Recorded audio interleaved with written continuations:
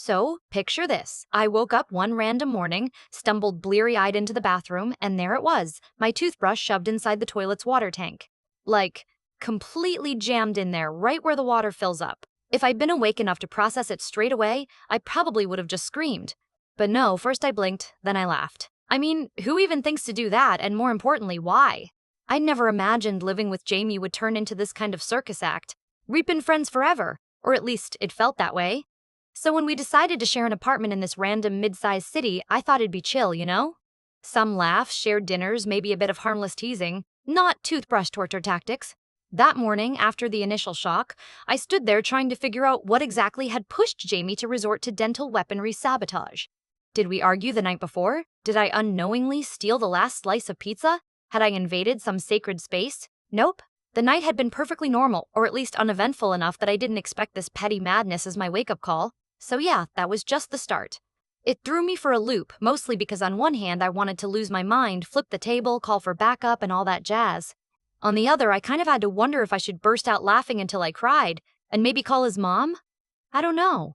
I'm telling you this because if you ever find yourself living with a longtime friend who suddenly turns into a full-blown prankster with zero chill, it's not a simple, get over it situation. When your familiar buddy crosses every line inside your own home, it feels like the walls are closing in while you're stuck in a really uncomfortable sitcom, only no laugh track. That morning was literally the moment I thought, right, so how do you handle this without getting evicted or worse, without burning the friendship down completely? And trust me, at that point, I wasn't sure if the answer was to flip out or just roll with the weirdness and survive. But oh, that toothbrush incident, it was definitely a warning sign that sharing a roof with Jamie was about to get way more complicated than I bargained for. Jamie and I had known each other since college, back when I barely knew what adulting meant. So when the opportunity came to split the rent on this decent two-bedroom in the city, it felt natural, like a no-brainer. We'd spent years swapping funny stories over cheap late-night pizza, so living together just seemed like an extension of that easy friendship vibe. At first, everything was pretty smooth. We set up some basic ground rules, who cleans what, how we split bills, and for a while, it was actually cool. I mean, sure, Jamie had quirks, but don't we all? Like how he'd leave dirty socks tossed around like some bizarre flag of conquered laundry, or how he insisted on mixing cereal with orange juice instead of milk. I never even got why, but hey, to each their own. But then, things started to snowball. Little things at first. I'd go to the fridge and find snacks I thought I had bought, all to myself mysteriously gone. Not like, oh hey man, I ate one, but more like, wait, when did my entire stash disappear? One time, I caught Jamie halfway through demolishing the last container of this gourmet mac and cheese I'd been hoarding like a treasured relic. I stood there, fork midair, while he looked at me like, relax, it's just food. Spoiler, it was not just food to me. Then came the messes. I'm no neat freak, but I like some degree of order. Jamie? Not so much. Empty cans left on the kitchen counter, half-full drinks abandoned on the coffee table, the occasional mysterious stain on the carpet that I preferred not to investigate. It was like sharing an apartment with a whirlwind that sometimes just stopped to dump debris. The tension crept in gradually, like a slow-rolling fog you don't notice until it's thick enough to have its own personality. I thought I could manage it. Maybe he was going through stress or something, and this was temporary. But instead of things leveling out, the little annoyances compounded, and suddenly I wasn't just irritated, I was drained. And somewhere in the middle of all that, I realized this wasn't just classic roommate drama. This felt messier. More toxic, like a puzzle where all the pieces were slightly warped. I kept telling myself I could confront Jamie, but every time I tried, it felt like swimming upstream in molasses.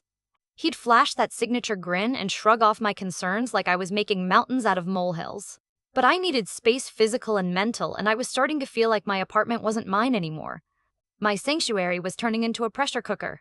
Jamie seemed blissfully unaware or just didn't care that boundaries existed. Personal respect and shared living didn't compute for him. Phone charging spots became his territory. My favorite chair was mysteriously taken, and any attempt to claim back a shred of normalcy was met with a casual, chill out, it's not a big deal. By the time the toothbrush found its way into the toilet tank, I was already teetering on the edge of patience. It hit me then. Jamie wasn't just annoying, he was deliberately crossing lines. It felt like he was testing how far he could push before I snapped or packed up. And honestly, that scared me a little. I didn't want to rush into a confrontation that would blow up our friendship, but I also couldn't just stew silently as things got worse. Part of me even started daydreaming about sneaky strategies, like maybe some subtle payback to shake Jamie out of his obliviousness. But I wasn't sure if that made me the same kind of troublemaker or just someone desperate to survive roommate life. At that point, life under one roof with Jamie felt less like living with an old friend and more like navigating a delicate game with constantly shifting rules. Rules Jamie seemed keen to rewrite as he went along. I needed a plan, a way out of this mounting chaos. And honestly, I wasn't sure if the plan should be about saving the friendship, saving myself, or maybe both. So yeah, I found myself caught in that weird gray zone where everything felt off but also kind of ridiculous. Because no matter how much Jamie annoyed me, somewhere under all the stolen snacks and bathroom mishaps, there was still a friend I didn't want to lose. But how do you hold on to that when your so-called friend acts like he's auditioning for the lead role in a prankster horror show? That question, how far does tolerance go before it turns into enabling, was hovering over me like a dark cloud. I needed to figure it out fast before the next weird stunt unfolded and this place stopped feeling like home altogether.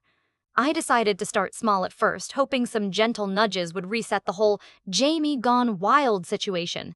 Left a sticky note on the fridge once that said, "Hey, can you ask before rating my snacks? Much appreciated." Thought that was polite enough, right? Well, Jamie just smirked when he saw it and muttered something like, "Notes? What is this, 5th grade?"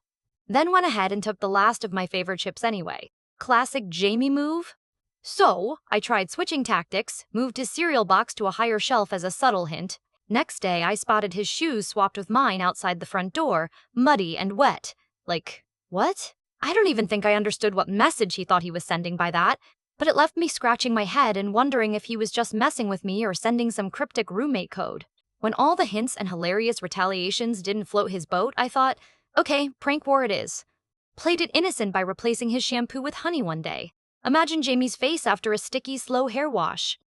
He freaked out, but I was half expecting him to tone it down, maybe back off on his own pranks. Nope. Next morning, I woke up to find my phone dunked in a bowl of cereal. Like, soaked.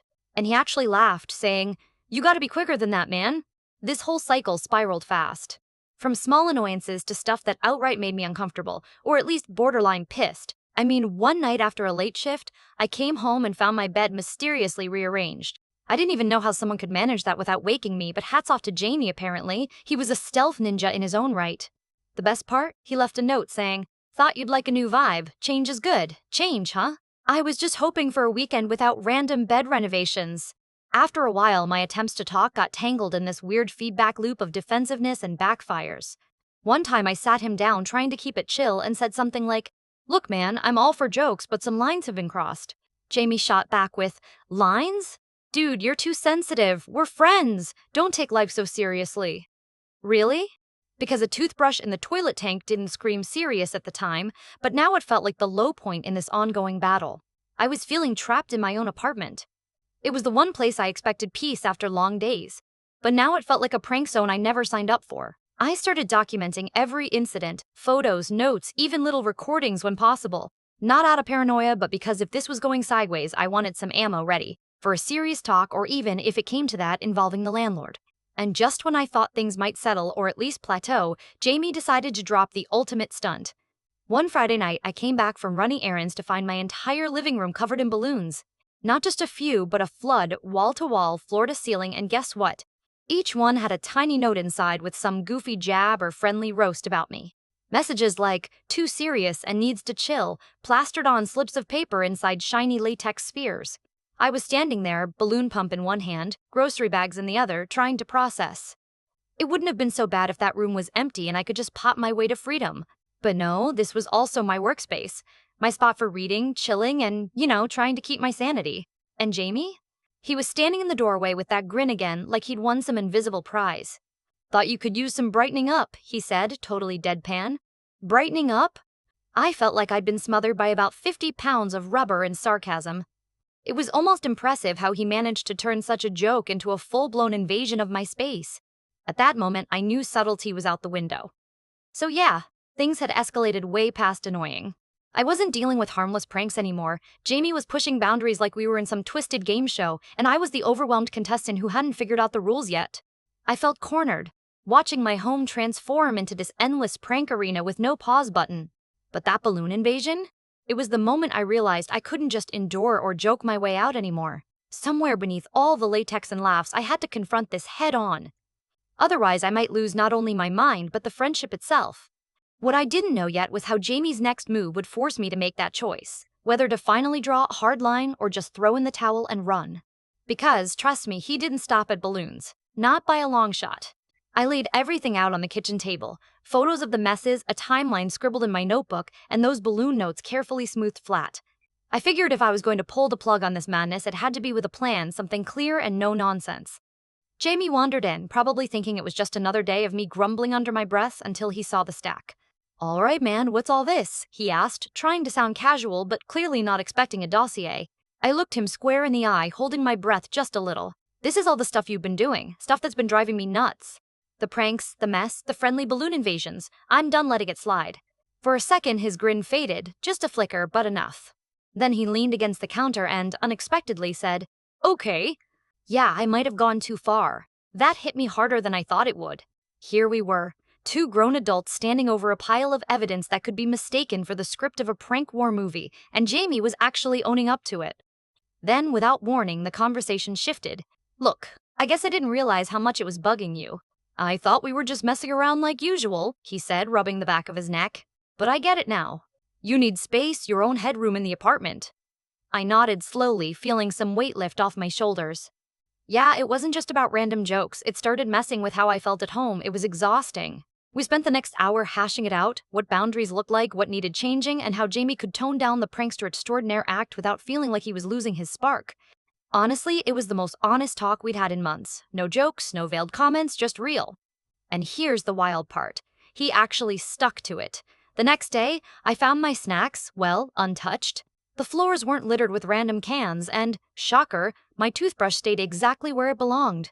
We even set up a shared calendar to keep track of chores and to let each other know when space was needed. Now, I won't lie. Sometimes I caught Jamie eyeing my cereal like he'd forgotten the terms during his orange juice experiments. But he'd check in first, often with that smirk still there, but this time more respectful, less like a challenge. Of course, maybe it's just that I'm better at picking my battles now. Or maybe I finally accepted that a little weirdness is part of the package when living with someone who's both a lifelong friend and a borderline prank legend. Either way, the dynamic shifted from riled up to workable. Living with Jamie taught me a lot. Mostly that boundaries matter, not just for sanity, but for friendship too. And sometimes the biggest prank of all is letting childish nonsense run the show until it nearly wrecks what you've built. Sure, the toothbrush in the toilet tank will forever be a low-key legend in our apartment's history. But what really stuck is how a tough conversation backed up by a folder full of pranks gone too far can actually bring two people back from the brink. So yeah, we're still roommates, and yeah, there's still a prank or two tucked in the deck. But now, they come with a handshake deal. Respect the space, respect the friendship, and honestly, I think that's the best punchline of all.